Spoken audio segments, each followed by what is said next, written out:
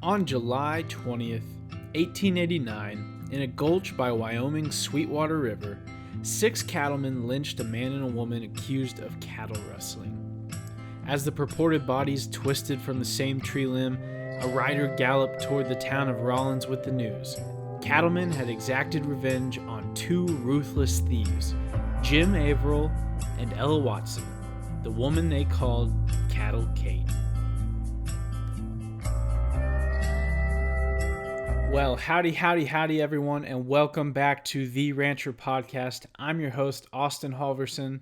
I hope you all are enjoying warmer weather across the United States. I know here in the Austin area, it has been a little wild. We had quite a few tornadoes touch down in central Texas this week, and on top of that, just to the west of us, we've been experiencing a really bad drought, and so large fires have been breaking out. So prayers for all the ranching and farming families that are in the way of those fires, and of course the small towns just to the northeast of Austin that were flattened by the tornadoes. Of course, if you have any interest in donating to any of those, I'm going to try and put up in the link on this podcast some links where you can support those. But of course, the Texas Division of Emergency Management and the Texas Department of Agriculture have always been great about coordinating efforts related to livestock and getting hay to those who need it. And I'm sorry to start off the episode on such a somber note, but when you start talking about weather here in Texas, things get a little crazy. But with the warm weather also comes the exciting prospect of rodeo season. Obviously, a lot of the larger ones here in Texas have already started or finished, like Fort Worth and San Antonio and Houston. Here in Austin, we're wrapping up this weekend.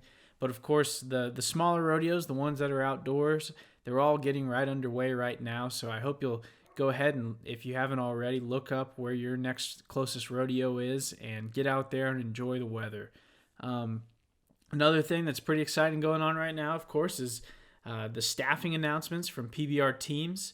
They actually had the combine for the teams in Pueblo, Colorado this week, which is really a pretty interesting thing, kind of mirrored off the NFL combine. So you can check out a lot of Instagram stories from folks that attended that and learn more.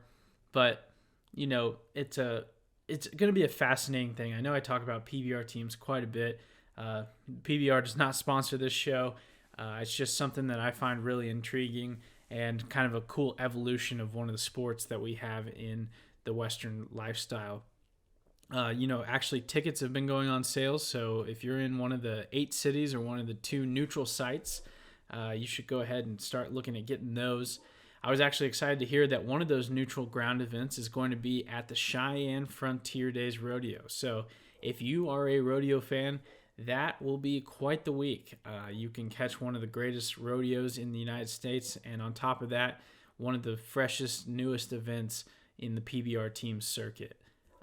But closer to going on right now is the Road to the Horse competition that starts this week in Kentucky. It's a very interesting competition if you haven't heard of it. It brings together people from all disciplines for a competition and exhibition about who can be the world champion colt starter. So if you have any interest in breaking horses or you just enjoy watching it happen, you can catch all that action on Pluto TV, which also hosts, of course, a lot of the PBR events. So, there's a lot going on. Just like with everyone's lives, of course, spring is when it seems like we start all getting back to doing a lot more fun things, getting outdoors a lot more, and it's just an exciting time for everyone. Of course, spring break's now over, and so all of you students are looking at the final 9 weeks, and you're looking forward to summer. So with all that being said, let's go ahead and get into today's topic. I've got another edition of the Legendary Ranchers series coming to you today, right after a quick word from our sponsors. Newest sponsor for the Rancher Podcast, and that is Elite Ranch Consulting. They are your one-stop shop for protecting your real estate investment. Whether you inherited a piece of land, bought a ranch as your vacation home, or are simply looking to maximize the land you are already working, Elite Ranch Consulting's team of experts can help you make the right decisions to make your land profitable. Visit EliteRanchConsulting.com today to learn more about how they can protect your American dream. Well, like I said, we are back today with another edition of the Legendary Ranchers series, where I talk about the men and women who have had a lasting impact on ranching history in America. And today I open the show with the beginning of a Smithsonian Magazine article on the case of Cattle Kate. I wanted to take a break from covering the Yellowstone 1883 series, and it seemed like this would be a great time to introduce y'all to the famous outlaw Cattle Kate. Why, you might ask? Well, because there's actually quite a lot of crossover between her story and where we see the Duttons going in the latter half of 1883. So this is an episode that a few of you have actually asked for me to cover, and I'm always happy to deliver. So let's go ahead and buckle up and get ready to learn the whole story about this interesting and mythical frontier figure. So, Cattle Kate was renowned as a ne'er-do-well who spent her time being a lady of the night and an outlaw in Wyoming territory. She had ran away from her husband, and she was just terrorizing the industrious cattlemen who were trying to make a living on the brink of civilization in the wild lands known as Wyoming territory. Or, at least that's what the Wyoming cattlemen wanted you to think of Miss Ellen Watson of Ontario, Canada. Because what I just said is not the whole truth of this Miss Watson. The truth is that her life was much more tragic and much more fascinating than any type of story or cover-up any of these Wyoming stockmen could ever come up with to try and denigrate what was an enemy to them and their motives. And she indeed was not an outlaw. That was just a convenient way to get rid of a woman who had flown too close to the proverbial sun. So let's get into the real story of Cattle Kate, which from now on we will call by her real name, Ellen Watson. You see, Ellen Watson was born on July 2nd, 1861, to Thomas Lewis Watson and Frances Close Watson near Erin Lake in Bruce County, Ontario, Canada. She was the oldest of 10 children, which, of course, we don't see those numbers today, but, 10 children was not uncommon at the time. And 6 of them had been born in Canada, but then the family actually moved down to Kansas in 1877. And they settled near Lebanon in Smith County, Kansas, and established a homestead there. So one thing I think you'll notice about the life of Miss Watson is that she wasn't one to conform to the roles of 19th century women. And, another thing that ties us back into 1883 is that she reminds me somewhat of Elsa Dutton. Not necessarily from the fact that her family was moving west and she was, falling in love with folks and becoming a, more free spirit and, marrying an Indian, but more from the fact that, she didn't necessarily like to play the roles that society wanted her to play. Now, it was reported some places that she was almost 6'2", but actually Wikipedia and some other places list her at 5'8". But, regardless, she would have been considered a very tall and imposing, awkward figure. And also, some accounts do list her as somewhat masculine. There is one photo of her from her wedding day, and she certainly does look quite tall. But she was living in a world that was slowly becoming more and more civilized, and all they wanted for her was to marry, of course, and settle down and raise 10 more children, just as her family had done. But before long, Ella, as she was called, met a young man by the name of William Pickle, who actually lived nearby on another farm. And in 1879, the 18-year-old Ella actually married William, who was 3 years her senior. But quickly that marriage devolved because Ella had found out that he was quite the heavy drinker and would actually abuse her as well. And, he would verbally abuse her and also strike her with not only his fists, but also whips and reins and other stuff that could be found around the homestead, which, again, as I stated at the beginning of this, her story is truly a tragic one because it seems like she's honestly someone who was never really accepted for who she was and was kind of pushed away from society. But by January of 1883, she decided to flee. So it had been, a total of almost, almost 4 years, and she just could not take it. So she actually fled back to her parents' home. After a short time there, she moved to Red Cloud, Nebraska, which was about 14 miles north of her family's homestead, and was, trying to get further and further away from her husband. And on Valentine's Day, 1884, she filed for divorce. Now, at this point, of course, she has, in the eyes of her family, brought shame upon them because of the divorce. And she kind of knew that this was her time to move away, get away from the family, start anew, start a fresh life. And so she moved out to Denver, Colorado, which her parents were certainly against as well. She lived with her brother for a short time while she was there. But then, of course, she didn't feel comfortable living in the city and wanted to get out further away. So she moved to Cheyenne, Wyoming. But that still wasn't small enough. So she found herself in Rawlins, Wyoming in late 1885. And it was there that she found work at the Rawlins house, which was the nice inn, the nice hotel in the town. And she became a cook and domestic servant, essentially, who would do things like clean and make the beds and prepare the meals for the guests, and did that for about 2 years. And this is actually the point where my fictitious depiction of her at the beginning started. She was not a lady of the night, but she was misidentified as one because of working at the Rawlins house. And of course, people would say, "Oh, well, a young woman working in a hotel, of course she has to be a prostitute." But that was certainly not the case. So again, just throughout her life, she's misunderstood and treated poorly just because of, wanting to live the life the way she wanted to. Now, Rawlins, Wyoming, if you don't know about it, is actually due west of Cheyenne on Highway 80, and it's just on the west side of the Medicine Bow Route National Forest. So it's a beautiful area.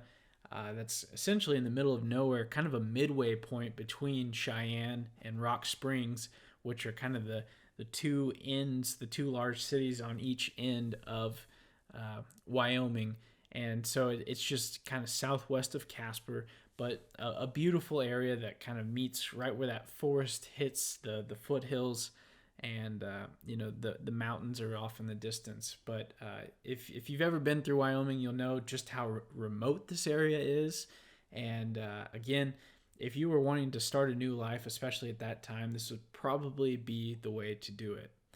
Today, Rawlins boasts nearly 10,000 residents, but of course, it was just a small outpost in the late 1800s when she arrived.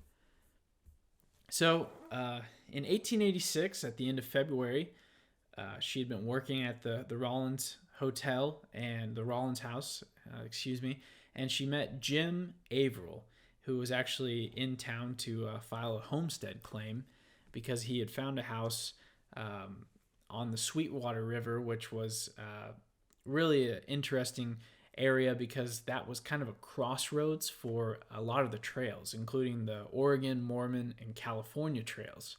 And because of that, he was able to successfully open a restaurant and a general store that could cater to the folks that were utilizing these trails.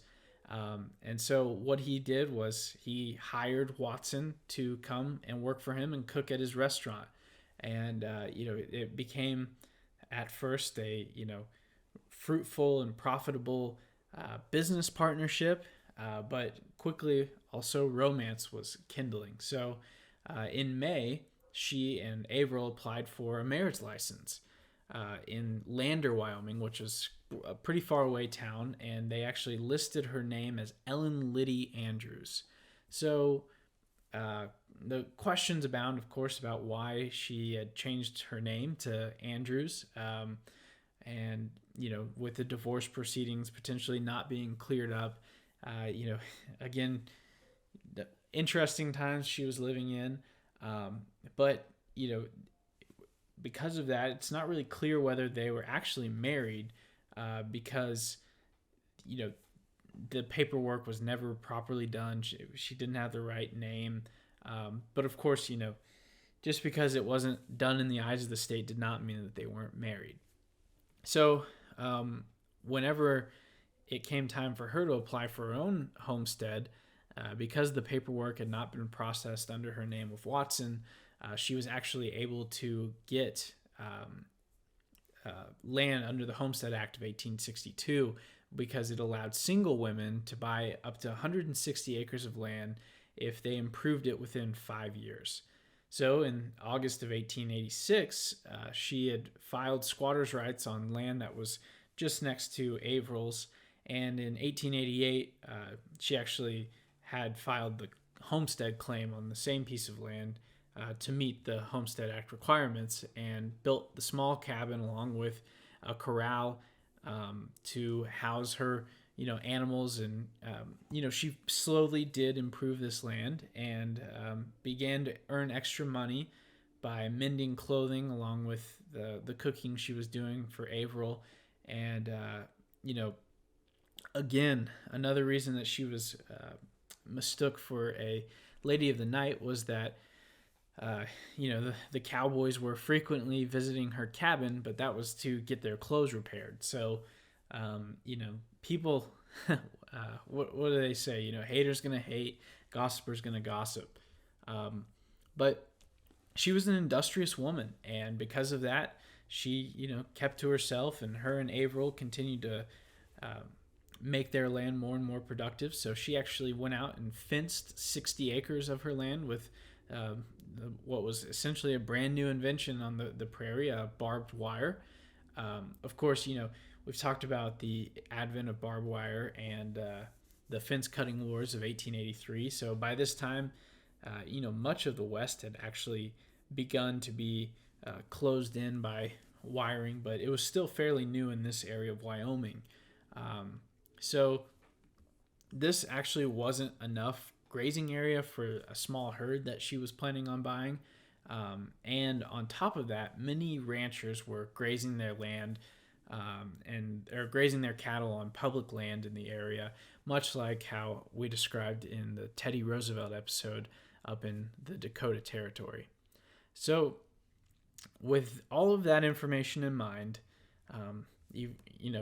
think back, you've got Watson and Averell are now successful in starting up their homesteads, and they're wiring off, fencing off land.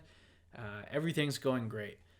But this is where the antagonist enters the story, because in 1872, so almost 20 years earlier, about 24 cattlemen with the largest ranches in the area actually banded together to create the Wyoming Stock Growers Association to protect their rights on the open range.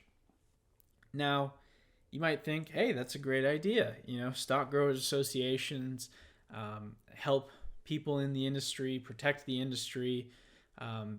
It's a great way to get a little bit of insurance on your business, and everyone bands together, right? Now, if you've seen the entirety of the 1883 series, you might remember that the Wyoming Stock Growers Association did not have the sterling reputation that you might think of with the associations we have today, and they played a large role in the Duttons tragedy in 1883. And this was an accurate depiction, because the WSGA was really nothing more than a protectionist cartel. We're actually going to get into more of a history of the WSGA when I get to that episode of 1883. It's fascinating what they were doing, but for the sake of this story, just the main details is that, they were essentially a group that shifted or tilted the balance of power in the area when it came to cattle. They had legislators in their pocket they had the law on their side, and they were willing to, do things that would make it very difficult for anybody outside of their group or their cabal to be successful. So, where do I get my backing for the assertion that they were a cartel? Well, a law at the time stated that these unbranded calves would become the property of the WSGA. So, think about, of course, cattle nowadays typically don't roam free, and most of them are branded for safety and security reasons. But at the time, there were quite a few maverick cattle, and the Stock Growers Association just decided that those were automatically property of the WSGA, which seems a bit unfair, especially if you weren't a member of the WSGA, and not necessarily a bad thing on the face value of it, but if you have a high barrier to entry like this group did, and there's no ability for regular folks to enter the association, then it becomes an issue because typically your smaller herds, your smaller folks might have more issues keeping their cattle in. They might not have the resources to herd them as well and maintain them. And of course, this will lead to them being taken by the WSGA. So here's another reason that I can back up them being a cartel. The cattlemen would have limited small ranchers bidding at their auctions, and they would insist that all ranchers, small and large, have a registered brand. Again, both things that you think are fine at normal face value, but the cost of registering a brand was extremely exorbitant. It was a number that you couldn't imagine a small producer paying, and it really just ensured that none of the small ranchers could afford it. But of course, if you were able to overcome the hurdle of money, if you were a wealthy upstart from back east who came out, they actually would have a committee that would review your brand, and many of them on the committee were part of the WSGA, and they were protecting their own interests. So, it was the proverbial fox guarding the hen house. It was also reported that within a 3-year period, Watson and Averell had fired applications for 5 different brands, but the WSGA had actually denied them outright. So, of course, being enterprising individuals, they found another way. In 1889, Watson bought a previously registered brand, which was an L and then a dash and then a U. And, interestingly enough, I thought it was pretty cool. The L-U, if you think of it, it was a pronunciation like Ella, which of course was Watson's nickname. And they bought this from someone named John Crowder, who plays a significant role later in the story. And this actually would allow them to manage their herds and have a little bit of protection from the law. Everything at this point that she was doing was on the up and up. She was trying to make an honest living. So was Averell. And, they were just trying to live their lives and be successful in what they did. Another thing that Averell and Watson did was they built an irrigation ditch on the property to ensure that they could sustain the herd of cattle. And, they thought that, hey, this is the time to grow. This is the time we've invested. We need to buy more cattle, fence more of our land, and this is where, we've sowed and we will now reap, right? So they were kind of moving into the exciting, productive, industrial part of their life because everything was going great, or so they thought. So while Watson and Averell thought that everything was going great, they didn't realize just how much danger was actually brewing for them. You see, Watson had actually bought some cattle off of a group of immigrants who were making their way west. And because of their road weariness, they were thin, and she was actually able to get them for the price of $1 per head. And, estimates range from around 25 to 30 head that she bought in total. And the next year, she branded a reported 41 head, which of course is quite the impressive increase for a first-timer, but that opened the door to questions and doubt from the WSGA. The discrepancy in those numbers is what ultimately led to her and Averell's demise. You see, theories were abounding as to whether the difference came from other purchases, reproduction from the cattle she had bought, or the new additions were mavericks. And of course, if they were mavericks, then in the eyes of the WSGA, they belonged to the association. On top of that, her homestead was surrounded by the lands of a wealthy cattleman named Albert Bothwell, and the creation of the ditch had actually reduced water to his land downstream. On top of that, Bothwell, who was a prominent member of the WSGA, had kind of entered into some interesting schemes that I'll talk about. What they were doing was to get the land that, through the Homestead Act, they of course had to improve it, right? Well, they wanted it as grazing land. So what they figured out is that they could put up a makeshift cabin on the land, make that or state that as the improvement, and after it had been verified by the government, they would put the cabin on logs and roll it onto another piece of property and say that that was the improvement for that. This way, they would have claim to more and more land and more homesteads without actually having to improve the land. So Averell had seen this going on and had actually reported them to a few larger newspapers. But one of the problems was, of course, that a lot of the newspapers, especially in Wyoming, were actually in the pockets of the cattle growers. So all of this was building kind of bad blood between Averell and Watson and the members of the Stock Growers Association. So Bothwell had actually continued to try and rid Watson and Averell from the land by offering to buy it off of them, things of that nature. But of course, they contended that he didn't even really own the land around them. He was just using it and by brute force had been able to maintain it. So when that wasn't enough, he failed, or whenever he failed to buy it, he resorted to threats and aggression. So one of the first things he did was that he fenced in the area around Watson's homestead, which of course, as I mentioned earlier, she didn't have enough land to properly graze her cattle, and so he was choking her off essentially from the grazing pastures. But even that wasn't really enough to make the stubborn Watson give up her dreams. So now let's get into the horrible boiling point, the apex of this story, and the legendary tragedy. So on July 20th, 1889, as I stated at the beginning of this episode, a stock detective named George Henderson actually rode through Ellen's pasture early in the morning. And he found, of course, the fresh brands of the Ella on their hips.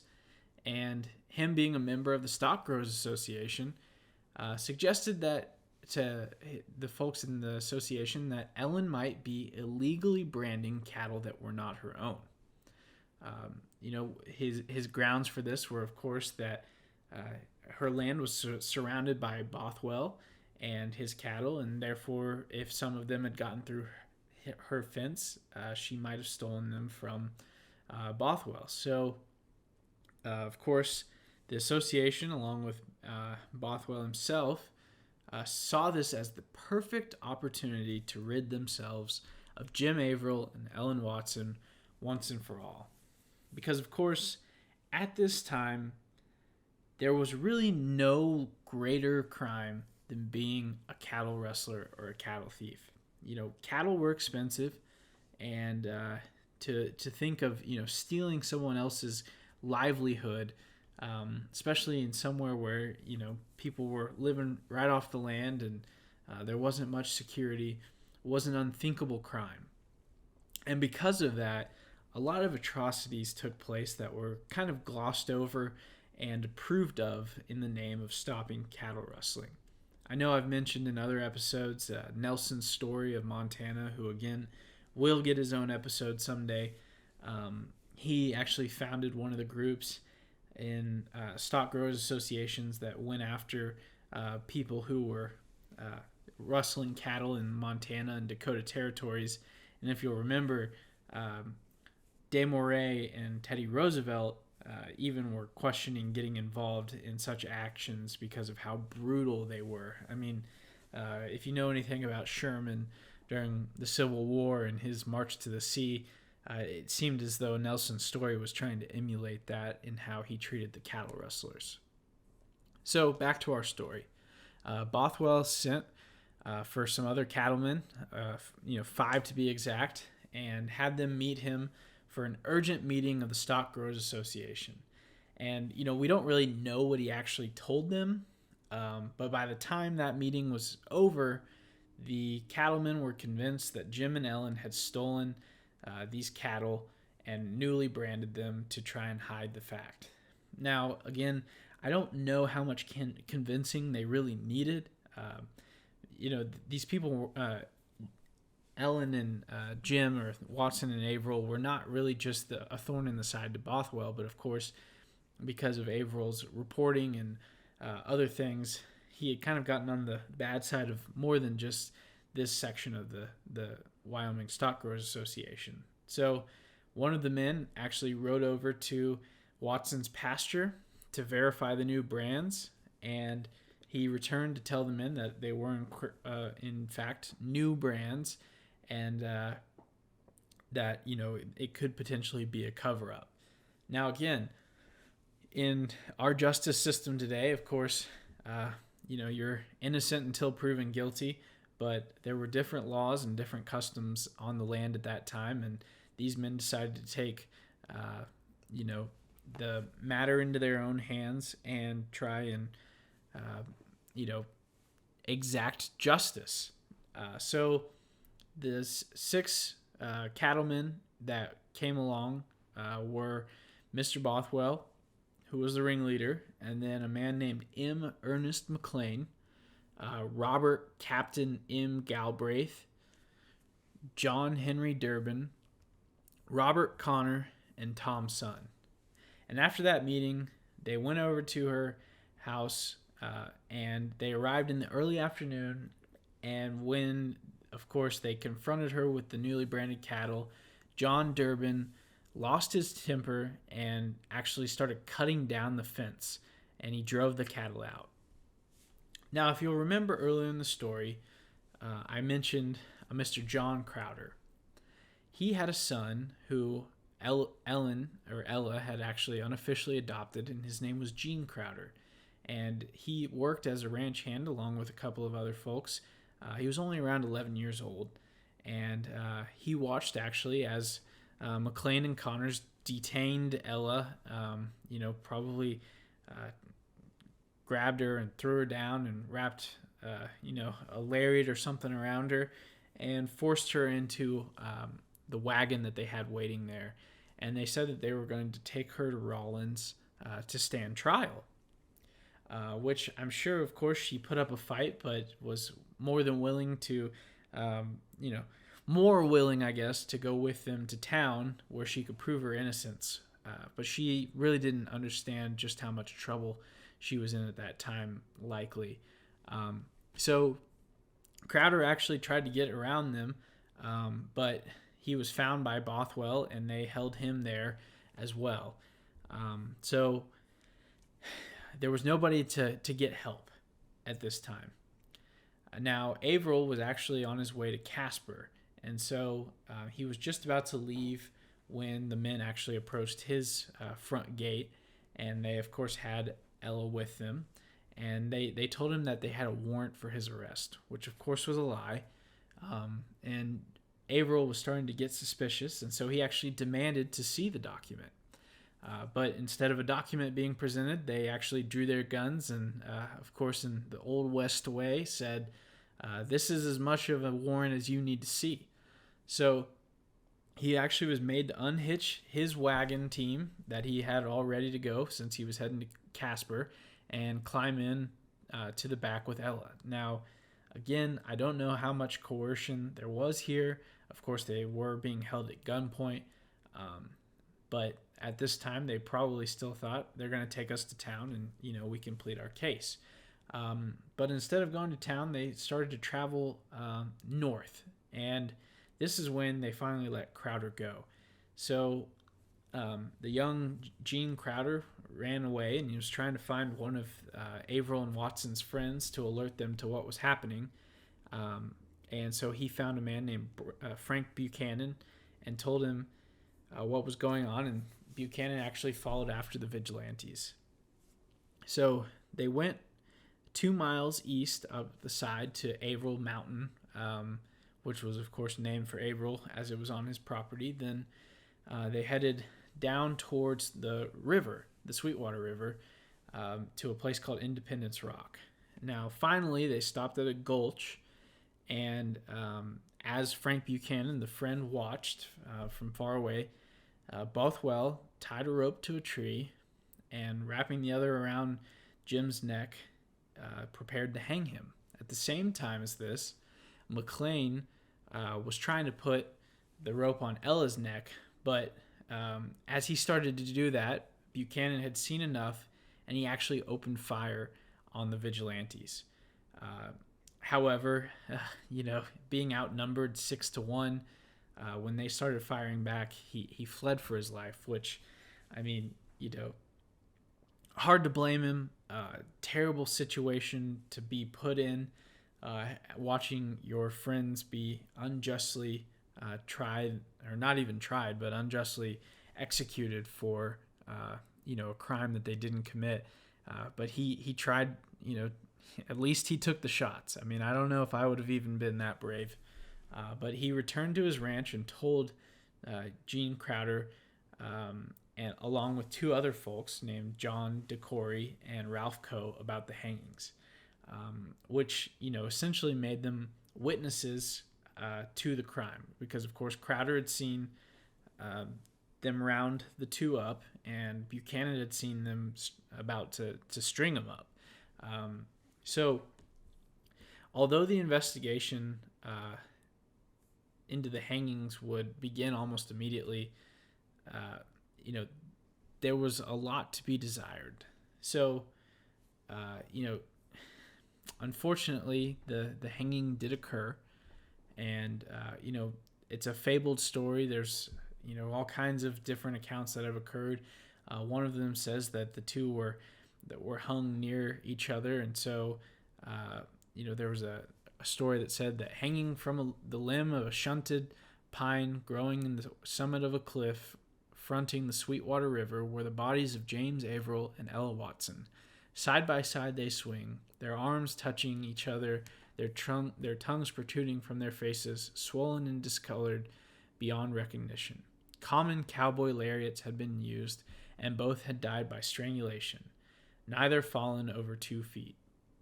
Judging from signs too plain to be mistaken, a desperate struggle had taken place on a cliff, and both man and woman had fought for their lives until the last. So, quite a dark scene. And like I said, the bodies were left there for 2.5 days afterwards, even though the investigation into what had happened had, begun immediately, because Frank Buchanan and the others had gone and told the deputy named Philip Watson, and he actually arrested the 6 vigilantes and took them to the Carbon County and turned them over to Sheriff Frank Hadsell. This all happened the following day on July 26, 1889, and the Cheyenne Daily Leader reported the following. They said, a Rawlins telegram says that all the men were arrested by Sheriff Hadsell of Carbon County and given a preliminary hearing yesterday afternoon. Bail was fixed at $5,000, and each lyncher was allowed to post each other's bond. So, interesting, that they were able to post the bond for each other. But here's where the story gets more depressing, if you can even say that. But a grand jury was actually convened on August 25th, 1889. But all of the witnesses either began to mysteriously die or disappear. Gene Crowder disappeared shortly after the hangings and was never seen again. Some say that his father heard of all of this and took him away to protect him from the powerful members of the Stock Association, which was the Mr. John Crowder that I had mentioned earlier. John DeCory, which was one of the guys that Crowder and Buchanan had told, actually was working for Ellen at the time, and he went to Steamboat Springs, Colorado, and was never summoned for the hearing. Of course, probably fleeing for his life. Interestingly enough, Frank Buchanan also disappeared before the hearing. He was reportedly last seen in protective custody in Cheyenne, but a year or so later, a reporter working for the Chicago Inner Ocean reported seeing him, in Chicago. So a notebook by Hunt found years later in the attic of a Kansas City home tells of where Buchanan wandered all over the country for the next year or two, hiding from the powerful cattlemen and fearing for his life. Of course, I can't really document or confirm any of this, but one thing is for sure, none of these people showed up to testify in the hearing and trial for the 6 people who had murdered their friends. Ralph Cole was Jim Averell's nephew, and he actually died mysteriously the very day that the hearing was scheduled. And, it's speculated that it might have been of poisoning. So with no witnesses to testify, all of the charges were dropped against the 6 cattlemen. And of course, no attempts were ever made to investigate the deaths of the folks like Ralph Cole or the disappearances of the other witnesses. So because of that, rumors always abounded that Bothwell had actually had some of his cowboys ride to different homesteads and tell them that if they testified against the ranchers that they would, end up like Jim and Ella, or their property would be burned. So with that in mind, a neighbor by the name of Tex would later say that the whole thing was actually just something that grew out of the land troubles.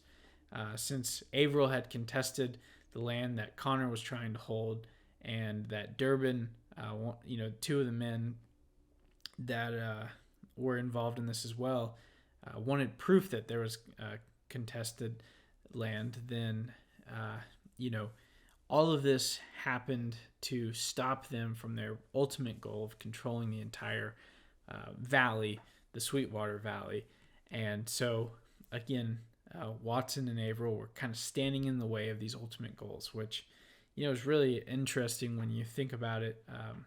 It seems like this is a story that Hollywood would love, and we'll talk about some of their terrible depictions of, Cattle Kate, but it's a fascinating story that I wish would be told and given the justice that it deserves.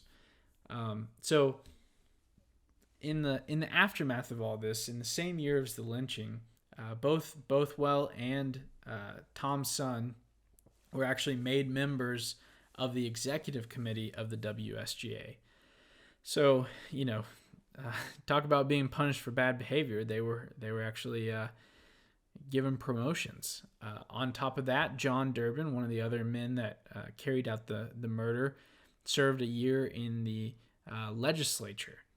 Or Captain Galbraith actually served in the legislature, and John Durbin served 1 year on the WSGA committee in 1894. So, a few years after Ella's death, Bothwell finally acquired the land that was Watson's and Averell's homesteads, and he actually moved his house, get this, moved his house, everything he had, onto Watson's land. So, this is just a fascinating and tragic story about when people run into, greedy, terrible neighbors. Now, a lot of the confusion surrounding everything, as well as the inaccurate information about the victims, actually, was born out of the bad press that was given to, Watson and Averell from the Wyoming newspapers that were in the pockets of the Stockgrowers Association. The 3 papers in Cheyenne actually made the stories worse and more exaggerated, saying that she had stole cattle for years and that she was, a lady of the night, and that Jim was her accomplice, but also her pimp, and he was a murderer. So all of these things were used to paint these two victims in the light of being actually the terrorists of the story. And what is most fascinating about this is that this event was one of a few that started the Johnson County War in Wyoming in 1892. And we'll get into more information about this. I actually want to do a whole podcast on the Johnson County War. Essentially, a group of stockbrokers tried to, build its own association outside of the WSGA, and of course, it got into the middle of them. But of course, like I said, that's a story.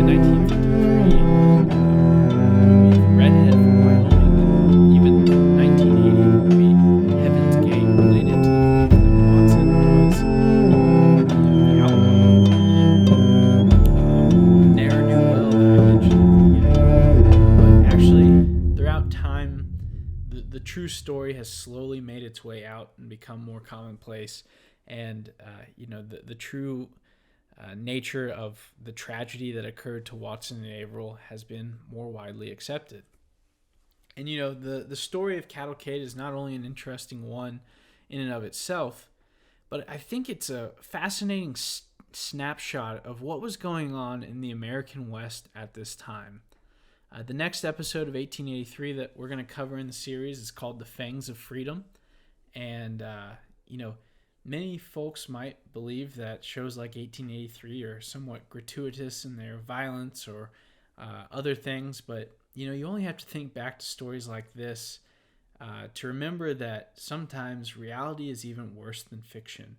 And we see that in the 1883 series.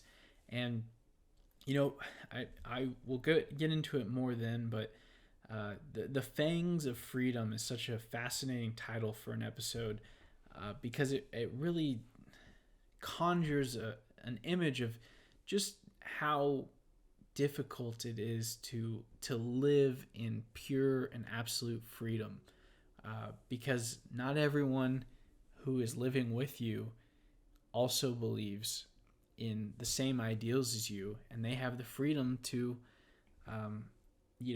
fight out, lash out against you, and it's really just you and whatever ammunition you've got on you to protect you. So as we move forward, think about historical stories like Cavalcade and just how difficult life was at this time, and how you might find yourself at times all alone in a big, dangerous wilderness. And, sometimes the real danger actually came from civilization.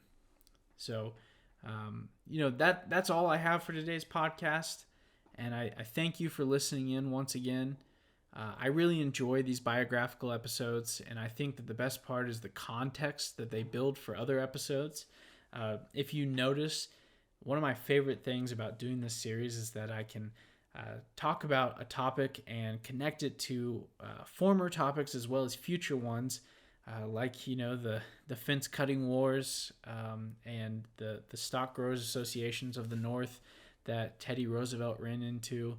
And so I look forward to getting into more of these stories. And of course, until then, God bless and Godspeed.